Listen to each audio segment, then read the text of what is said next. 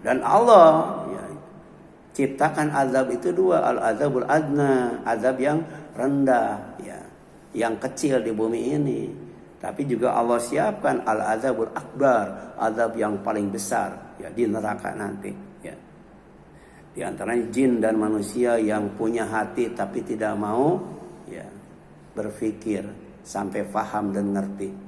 Punya mata tidak mau digunakan untuk melihat kebenaran, telinga tidak digunakan untuk mendengarkan kebenaran. Allah penuhi neraka jahanam itu ya dari bangsa jin dan manusia yang punya karakter seperti itu. Ya, mereka seperti binatang ya, tapi lebih hina, lebih rendah daripada binatang.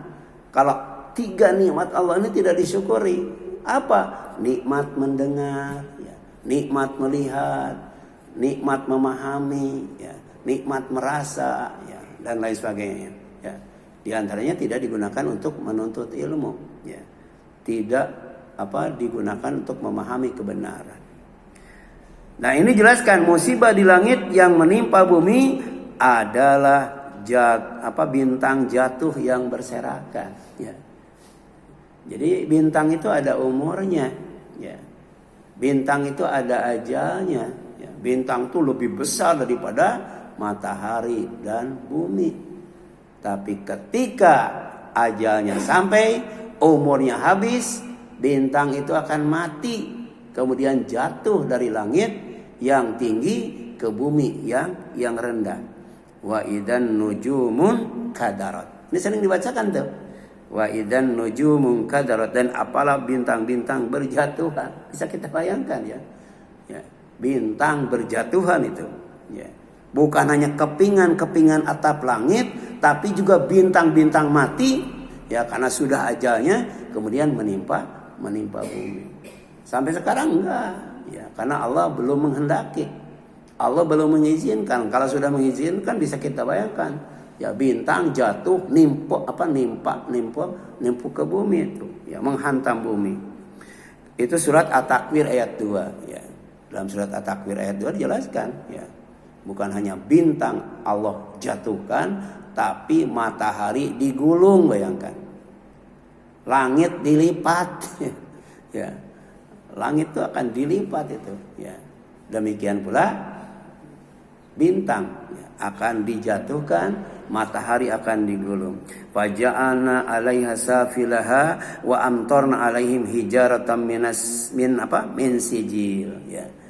Jadi musibah di langit yang menimpa bumi adalah batu yang keras dan panas membara yang dibawa malaikat dan burung. Jadi salah satu tugas malaikat itu adalah menimpakan bencana kepada manusia dari atas, dari langit. Demikian pula burung ya. Karena burung itu sama hamba Allah, burung itu utusan Allah. Ya, suatu saat ada burung khusus ya, untuk dikirim menimpakan bencana, di antaranya kepada siapa? Raja Abraha dan pasukannya, atau kepada kaum Nabi Lut ya.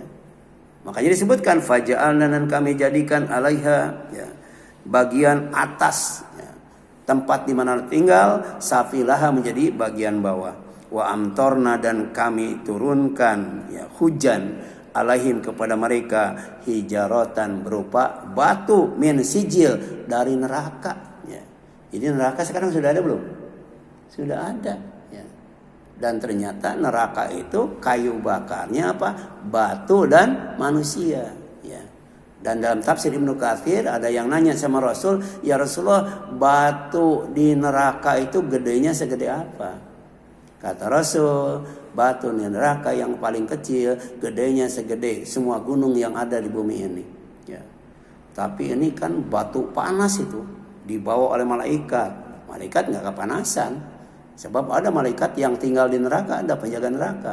Demikian pula burung ya, di cakarnya dia mencengkram batu, kemudian menjatuhkan pas ya di atas Raja Abraha dan kemudian prajuritnya. Demikian pula kaum Nabi Lut itu ya, apalagi kaum Nabi Lut itu kan ada namanya ya.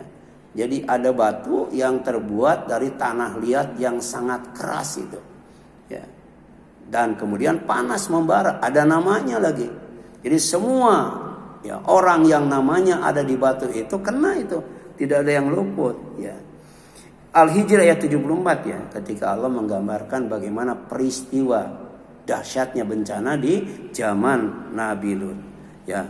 Kemudian tarmihim bihijaratin min sijil, yang melempar mereka dengan batu dari tanah liat yang dibakar. Ini tayran ababil. Tayran ababil, burung itu. Ya, jadi burung itu taat kepada Allah. Ya. Demikian pula ketika disuruh membawa batu, ya, dan kemudian ditimpakan kepada kaum yang kafir dan durhaka. Itu surat Al-Fil ayat 4 ya. Judulnya gajah tapi isinya sejarah ya. Dulu ada itu orang yang ya tidak percaya kepada Al-Quran, disuruh bikin sama ya, sama suratnya surat gajah, tapi isinya bercerita tentang gajah doang. Ya. Kalau berbicara tentang gajah doang, manusia juga pada tahu ya. Tapi ini ilmu yang diupdate, ilmu yang baru ya. Ada burung namanya ababil, dia bawa batu dari neraka itu, ya, yang bernama sijil, ya, ditimpakan kepada Raja Abraha dan pasukannya, ya, gitu. Ya. Makanya yang namanya nuntut ilmu itu pertama adalah mengamalkan ilmu yang sudah kita dapat amalkan tuh. Yang kedua, minta kepada Allah ilmu yang bermanfaat. Sebab ada ilmu yang tidak bermanfaat, ada itu. Ya, ilmu sihir itu ya. Itu. Ilmu pelet, ya, ilmu apa lagi? Enggak bermanfaat itu. Banyak mudaratnya ya. Ilmu kanuragan kuat dibacok, kuat di apa? Tonjok gitu. Ya. Biasanya yang kuat dibacok dan ditonjok itu tinggalnya di masjid atau di terminal ya. Ya. Kita minta ilmu yang bermanfaat. Pertama, ilmu yang sudah kita dapat kita amalkan. Yang kedua, kita minta ilmu yang bermanfaat. Yang ketiga, kita minta ditambah ilmu. Ya.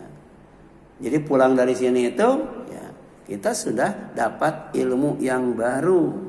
Sebab tugas Rasul itu diantaranya adalah mengajarkan ilmu kepada manusia yang manusia belum tahu. Ya, diantaranya tentang al-fil. Ya. Binatang yang bernama gajah itu ya. Gitu. Waktu itu kan kendaraan yang paling kuat itu ya. Jadi Abraha itu kan bawa pasukan gajah ya.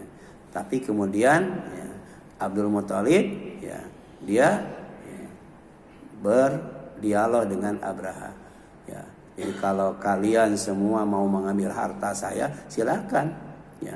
Kami tidak bisa menahannya. Tapi kalau kalian mau menghancurkan Ka'bah, urusannya bukan dengan saya, dengan Allah. Ini luar biasa ya. Ya. Itu disebutkan dalam surat Al-Fil. Sementara itu